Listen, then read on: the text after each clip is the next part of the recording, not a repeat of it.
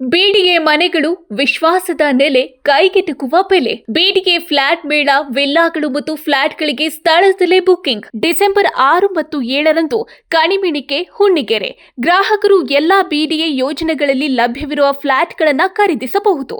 ಸಹಾಯವಾಣಿ ಸಂಖ್ಯೆ 9483166622. ಬಟ್ ಇವರು ಯಾವ್ದು ನಮ್ಗೆ ಯಶಸ್ವಿ ಕಾರ್ಯಗಳನ್ನು ಮಾಡ್ತಾ ಇಲ್ಲ, ಇವರು ಕೆಲಸಗಳನ್ನು ಮಾಡ್ಕೊಡ್ತಾ ಇಲ್ಲ. ತಲೆಗೆ ಮೇಲೆ ತುಪ್ಪ ಸರಿಬಿಟ್ಟು ಆಚೆಗೆ ಕಳಿಸ್ತಾವ್ರ ಅಷ್ಟೇ ನಮ್ಮನ್ನ. ಬಟ್ ನಾಳೆ ದಿವಸ ಉಗ್ರವಾದ ಹೋರಾಟ ಮಾಡಿ ರಾಮಲಿಂಗಾರೆಡ್ಡಿ ಅವರ ಮನೆಗೆ ಮತ್ತೆ ಸಾರಿಗೆ ಇಲಾಖೆಗೆ ಹೋಗಿ ಮುಖ್ಯ ಹಾಕೋಣ ಅಂತ ಮುಂದಿನ ತೀರ್ಮಾನ ಮಾಡೋಣ ಅಂತ ತೀರ್ಮಾನಿಸ್ಕೊಂಡಿದೀವಿ. 220 ಜನ ಕೆಲಸ ಕೊಟ್ರೆ 25,000 ಜನ ಅನ್ನ ತಿಂತಾರೆ ಮನೇಲಿ. ಬಟ್ ಈಗ ರಾಮಲಿಂಗಾರೆಡ್ಡಿ ಅವರು 2 ಸತಿ ಹೋಗಿದ್ವಿ ಅವ್ರ ಮನೆಗೆ, ಆಯ್ತು ಮಾಡ್ತೀವಿ ನಡೀರಿ ಅಂತ ಹೇಳ್ತಾರೆ. ಅದು ಬಿಟ್ರೆ ಬೇರೆ ಕೆಲಸ ಅವ್ರು ಏನು ಮಾಡ್ತಾ ಇಲ್ಲ ನಮ್ಗೆ. ನಮ್ಮೊಂದಿಗೆ ಹಾಸನದಿಂದ ಬಂದಂತಹ ಕೆಎಸ್ಆರ್ಟಿಸಿ ಆಕಾಂಕ್ಷಿ ಅಭ್ಯರ್ಥಿ ಶರತ್ ಅವರಿದ್ದಾರೆ. ಅವರನ್ನ ನಾವು ಮಾತನಾಡಿಸ ಹೋಗೋಣ.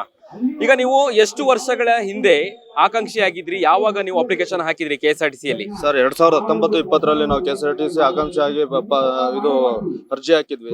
ಯಾವುದಕ್ಕೆ? ಡಿಕಂಸಿಗ ಅಥವಾ ಏನು? ಡಿಕಂಸಿಗೆ ಅರ್ಜಿ ಹಾಕಿದ್ವಿ. ಇವರು ಎಲ್ಲಾನು ನಾವು ಎಲ್ಲಾ ರೀತಿಯ ಟ್ರ್ಯಾಕ್ ಟೆಸ್ಟ್ ಎಲ್ಲಾನು ಪ್ರತಿಯೊಂದು ಕೊಟ್ಟಾಗಿದೆ. ಕೊಟ್ಟು ಇವರು ಮನವಿ ಪತ್ರ ಎಲ್ಲಾನು ಸುಮಾರು ಆರ್ಥಿಕ ಇಲಾಖೆಯಿಂದ ಇಲ್ಲಿ ಪ್ರತಿ A to Z ಎಲ್ಲ ಮಾಡೇ ಆಗಿದೆ. ಅಧಿಕಾರಿಗಳು ಮಾಡೋ ಡಿಪಾರ್ಟ್ಮೆಂಟ್ ಅವ್ರು ಮಾಡೋದ ಈ ಕೆಲಸ ನಾವು ಮಾಡಿದೀವಿ. ಅಧಿಕಾರಿಗಳು ಯಾರು ಮಾಡಿಲ್ಲ ಈ ಕೆಲಸ, ನಾವು ಮಾಡಿದ್ವಿ. ಅಭ್ಯರ್ಥಿಗಳು ಹೋಗಿ ಆರ್ಥಿಕ ಇಲಾಖೆ ವಿಧಾನಸೌಧಕ್ಕೆ ಹೋಗಿ ಎಲ್ಲ ನಾವು ಹೋಗಿ ಕೊಟ್ಟು ಬಂದು ಅಲ್ಲಿ ವಿಧಾನಸೌಧದಲ್ಲಿ ಆಚೆ ಕಡೆ ಕುದಿಸಿ ನಮ್ಮನ್ನ ಎಲ್ಲಾನು ಮಾತಾಡ್ತೀವಿ, ನೋಡ್ತೀವಿ, ನೋಡ್ರಿ ಅಂತ ಕಳಿಸಿದ್ದಾರೆ. ಬಟ್ ಇವರು ಯಾವ್ದು ನಮ್ಗೆ ಯಶಸ್ವಿ ಕಾರ್ಯಗಳನ್ನು ಮಾಡ್ತಾ ಇಲ್ಲ, ಇವರು ಕೆಲಸಗಳನ್ನು ಮಾಡ್ಕೊಡ್ತಾ ಇಲ್ಲ. ಬಟ್ ಹೋದ್ರೆ ತಲೆಗೆ ಮೇಲೆ ತುಪ್ಪ ಸರಿಬಿಟ್ಟು ಆಚೆಗೆ ಕಳಿಸ್ತಾವ್ರ ಅಷ್ಟೇ ನಮ್ಮನ್ನ. ಏನ್ ಮಾಡ್ಬೇಕು ಅನ್ಕೊಂಡಿದ್ದೀರಿ? ಈಗ ಮೊದಲನೇ ದಿನ ಬೆಂಗಳೂರಿನ ಫ್ರೀಡಂ ಪಾರ್ಕ್ ಅಲ್ಲಿ ಪ್ರತಿಭಟನೆ ಹಮ್ಮಿಕೊಂಡಿದ್ದೀರಿ. ಮುಂದಿನ ನಡೆ ಏನು ಅನ್ನುವಂಥದ್ದು? ಮುಂದಿನ ನಡೆ ಉಗ್ರವಾದ ಹೋರಾಟ ಮಾಡ್ತೀವಿ. ನಾಳೆ ದಿವಸ ಎಲ್ಲರೂ ಸಾಮೂಹಿಕವಾಗಿ, ಇವಾಗ ಏನೈತೆ ಸಾಮೂಹಿಕವಾಗಿ ಇದು ವಿಸ್ತರಣೆ ಮಾಡ್ತಾ ಇದೀವಿ. ಬಟ್ ನಾಳೆ ದಿವಸ ಉಗ್ರವಾದ ಹೋರಾಟ ಮಾಡಿ ರಾಮಲಿಂಗಾರೆಡ್ಡಿ ಅವರ ಮನೆಗೆ ಮತ್ತೆ ಸಾರಿಗೆ ಇಲಾಖೆಗೆ ಹೋಗಿ ಮುಖ್ಯ ಹಾಕೋಣ ಅಂತ ಮುಂದಿನ ತೀರ್ಮಾನ ಮಾಡೋಣ ಅಂತ ತೀರ್ಮಾನಿಸ್ಕೊಂಡಿದೀವಿ. ಈಗ ಏನ್ ಕೆಲಸ ಮಾಡ್ತಿದ್ದೀರಾ ನೀವು? ಈಗಾಗಲೇ ಸರ್ಕಾರ ನಿಮ್ಮನ್ನ ನೇಮಕಾತಿ ಮಾಡ್ಕೊಳ್ತಾ ಇಲ್ಲ, ಅಭ್ಯರ್ಥಿ ಆಕಾಂಕ್ಷಿ ಆಗಿದ್ದೀರಿ. ಏನ್ ಕೆಲಸ ಮಾಡ್ತಾ ಇದ್ದೀರಾ? ಯಾವ ಕೆಲಸವನ್ನ ನೀವು ಅವಲಂಬಿಸಿದೀರಾ? ನಾನೊಬ್ಬ ರೈತ, ಜಮೀನಲ್ಲಿ ಕೆಲಸ ಮಾಡ್ಕೊಂಡು ನಂದು ಕಾರ್ ಐತೆ, ಕಾರಲ್ಲಿ ಮಾಡ್ಕೊಂಡು ನಾನು ಜಮೀನಿನ ಒಬ್ಬ ರೈತ. ಓಕೆ, ಸರ್ಕಾರ ಏನಾದ್ರು ನಿಮ್ಮನ್ನ ನೇಮಕಾತಿ ಮಾಡ್ಕೊಂಡ್ರೆ ನಿಮಗೆ ಎಷ್ಟು ಸಹಾಯ ಆಗತ್ತೆ?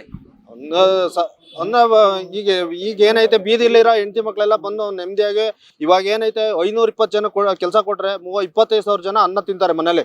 ಯಾಕೆಂದ್ರೆ ಅಪ್ಪ ಅಮ್ಮ ಮಕ್ಕಳು ಹೆಂಡತಿ ಮಕ್ಳೆಲ್ಲ ಇವಾಗ ಏನೈತೆ ಇದೊಂದು ಕೆಲಸ ನೆಚ್ಕೊಂಡು ಎಷ್ಟೋ ಅಭ್ಯರ್ಥಿಗಳು ರೋಡಲ್ಲಿ ಇದ್ದಾರೆ. ಯಾವ್ದು ಬೇರೆ ಕೆಲಸ ಪ್ರತಿನಿತ್ಯ ಯಾವ್ದು ಕೆಲಸ ಮಾಡಕ್ಕಾಯ್ತಿಲ್ಲ. ಇವತ್ತಾಗುತ್ತೆ, ನಾಳೆ ಆಗುತ್ತೆ, ಈ ಸರ್ಕಾರದವ್ರು ಕೊಡ್ತೀವಿ ಮಾಡ್ತೀವಿ ಅಂತ ಹೇಳ್ತಾರೆ. ಬಟ್ ಈಗ ರಾಮಲಿಂಗಾರೆಡ್ಡಿ ಅವರು 2 ಸತಿ ಹೋಗಿದ್ವಿ ಅವ್ರ ಮನೆಗೆ, ಆಯ್ತು ಮಾಡ್ತೀವಿ ನಡೀರಿ ಅಂತ ಹೇಳ್ತಾರೆ. ಅದು ಬಿಟ್ರೆ ಬೇರೆ ಕೆಲಸ ಅವ್ರು ಏನು ಮಾಡ್ತಾ ಇಲ್ಲ ನಮ್ಗೆ. ಬರೀ ತುಪ್ಪ ಸಾವಿರ ಅಂತ ಕೆಲಸ ಮಾಡ್ತಾ ಇದ್ದಾರೆ. ಏನ್ ಹೇಳ್ತಿದ್ದಾರೆ ಸಚಿವರು? ಏನ್ ಹೇಳ್ತಾ ಇದ್ದಾರೆ? ಜನಪ್ರತಿನಿಧಿಗಳು ಏನ್ ಹೇಳ್ತಿದ್ದಾರೆ? ಸರ್ಕಾರ ಏನ್ ಕಾರಣ ಕೊಡ್ತಿದೆ ನಿಮ್ಮನ್ನ ನೇಮಕಾತಿ ಯಾಕೆ ಮಾಡ್ಕೊಳ್ತಿಲ್ಲ ಅಂತ ಹೇಳ್ತಿದ್ದಾರೆ? ಅವ್ರು ಹೇಳ್ತಾರೆ ನೇಮಕಾತಿ ಆರ್ಥಿಕ ಇಲಾಖೆಯಲ್ಲಿ ದುಡ್ಡಿಲ್ಲ. ಫಸ್ಟ್ ಆಫ್ ಆಲ್ ಅವ್ರು ಹೇಳೋದ ಆರ್ಥಿಕ ಇಲಾಖೆಯಲ್ಲಿ ದುಡ್ಡಿಲ್ಲ.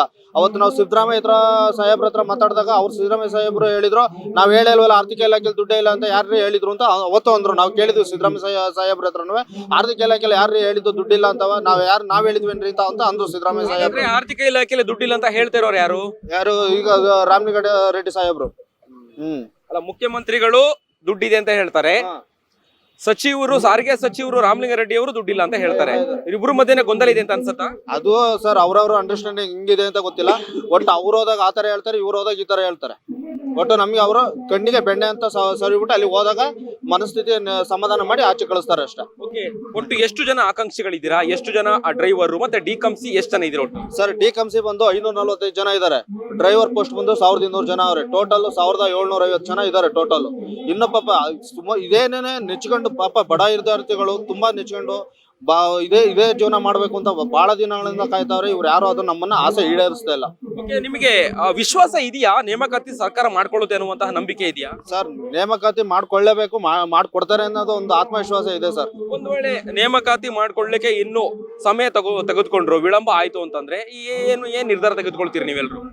ಏನ್ ನಿರ್ಧಾರ ಮತ್ತೆ ಹೋರಾಟ ಮಾಡ್ಲೇಬೇಕು ಸರ್. ಹೋರಾಟ ಮಾಡಿ ಇನ್ನೂ ಒಂದ್ 2-3 ಸತಿ ಪ್ರತಿಭಟನೆ ಮಾಡಿ ಏನಾರು ಸರ್ಕಾರದ ಕಣ್ಣಿಗೆ ಅವ್ರಿಗೆ ಮನೆ ಸೋತು ಗೆದ್ದು ಏನಾರು ತಗೋತಾರ ಅಂತ ಇನ್ನೂ ಒಂದ್ 2-3 ಸತಿ ಪ್ರತಿಭಟನೆ ಮಾಡಕ್ಕೆ ಮಾಡ್ತೀವಿ ಸರ್. ಕೊನೆಯದಾಗಿ ಸರ್ಕಾರಕ್ಕೆ, ಸಚಿವರಿಗೆ, ಮುಖ್ಯಮಂತ್ರಿಗಳಿಗೆ ನಿಮ್ಮ ಸ್ಥಳೀಯ ಜನಪ್ರತಿನಿಧಿಗಳಿಗೆ ಈ ಮೂಲಕ ಏನ್ ಹೇಳಲಿಕ್ಕೆ ಬಯಸ್ತೀರಾ? ಎಲ್ಲರಿಗೂ 545,200 ಪೋಸ್ಟು ಅವರು ಏನು ಯಾವ್ದು ಕೆಡದಂತೆ ಒಳ್ಳೆ ರೀತಿಯಲ್ಲಿ ತಗೊಂಡು ಕೆಲಸ ಕೊಡುವಂತ ಒಳ್ಳೆ ಕೆಲಸ ಮಾಡ್ಕೊಡ್ಲಿ ಅಂತ ಕೇಳ್ಕೊತೀವಿ ಸರ್. ಧನ್ಯವಾದಗಳು.